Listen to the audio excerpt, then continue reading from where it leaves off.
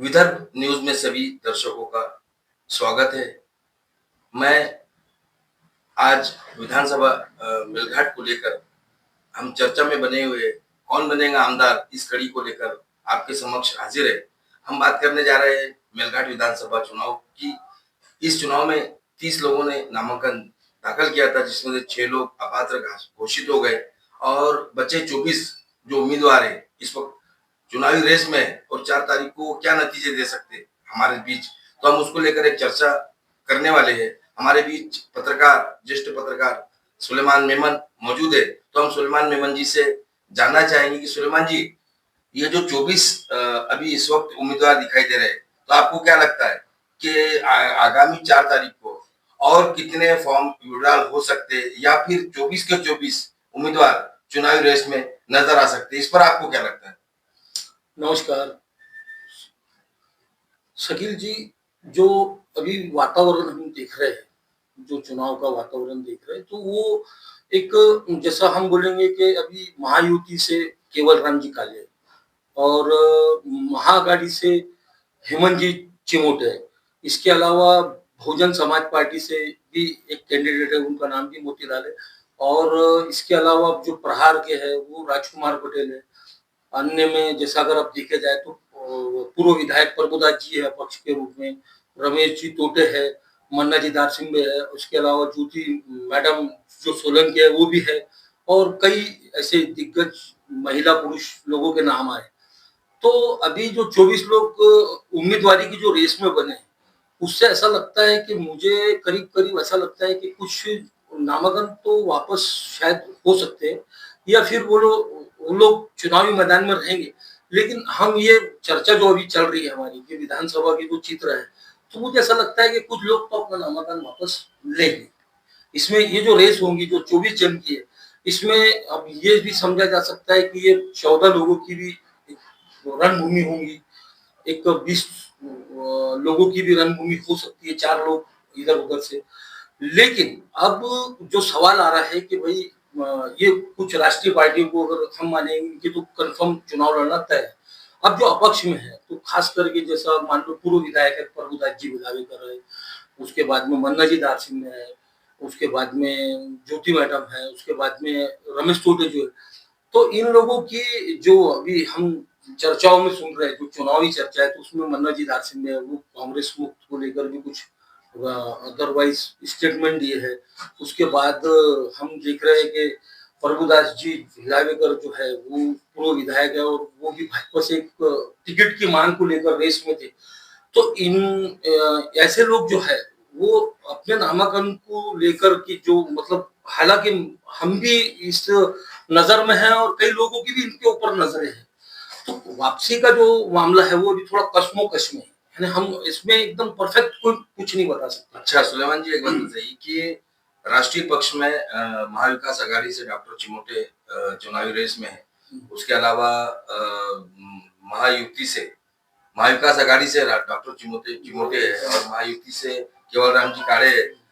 और उसके अलावा जो रेस में बने हुए वो है प्रहार जनशक्ति संगठन के राजकुमार जी पटेल। उसके अलावा यहाँ पर मन्ना दारसिंबे, रमेश तोटे और ज्योति सोलंकी और प्रभुदास बिलायकर। इनके अलावा राष्ट्रीय पक्ष बहुजन पार्टी से भी आपने नाम बताया उनका, नानाग्राम जी, मोतीलाल जी, उनका नाम सुने उनका वो भी। तो राष्ट्रीय पक्षों के अंदर तो समझ लो 4 जो पक्ष है वो तो रहना ही है, होता है।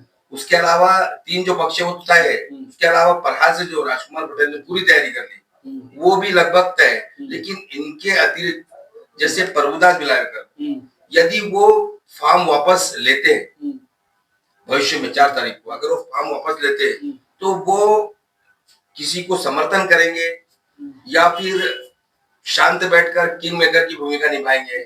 आपको क्या लगता है? मैं तो आपको वही बताना चाहता था ना कि अगर ये ऐसा कई मतलब हम ये कयास है, ये चर्चा है, तो ये चर्चा हम भी सुन रहे हैं। लेकिन अगर मैं हमारी साथ साथ जनताओं की भी यही नजर है, जनताओं मतदाताओं की भी यही भूमिका है कि कोई अगर अपना कदम पीछे लेता है नामांकन की रेस में, तो उसकी अपनी भूमिका क्या होगी? वो पक्ष के साथ ही जाएगा। जैसे जैसे आपने मन्नादार सिंह बेबी, हाँ। उन्होंने कांग्रेस मुक्त अभियान को लेकर एक मिशन चलाया बराबर। और उनके साथ में कार्यकर्ता भी जुड़े हुए हमने देखे इसके हाँ, पहले। हाँ। तो उनका भी जो मैदान में डटे रहना, बराबर। वो चुनाव के अंदर किस तरीके के समीकरण पैदा कर सकता है। हाँ। रमेश टोटे जो एक जन सैलाब लेकर, महिलाओं का एक जन सैलाब लेकर चल रहे हैं, उन्होंने बीच में एक प्रोग्राम रखा था, उस प्रोग्राम में भी काफी संख्या में महिलाओं की हमें तादाद देखने को मिली। तो उनका भी जो उम्मीदवारी जो फार्म भरे उन्होंने, उनके भी जो चुनावी में मैदान में रहना, खड़े रहना, वो किस तरीके के समीकरण को पैदा कर सकता है ये राष्ट्रीय पक्षों की। तो मैं भी अभी वो बताना चाहता कि ये सब के राजनीति चुनावी रणभूमि में ये चर्चित नामों में है। जिस तरीके से हमारी जो चर्चा है, हम जो रोज सुन रहे हैं, तो हमारी जो नजर इनके ऊपर है, इनके नामांकन के ऊपर है, ऐसी ही स्थिति मतदाताओं की भी है। इनकी भूमिका क्या होगी?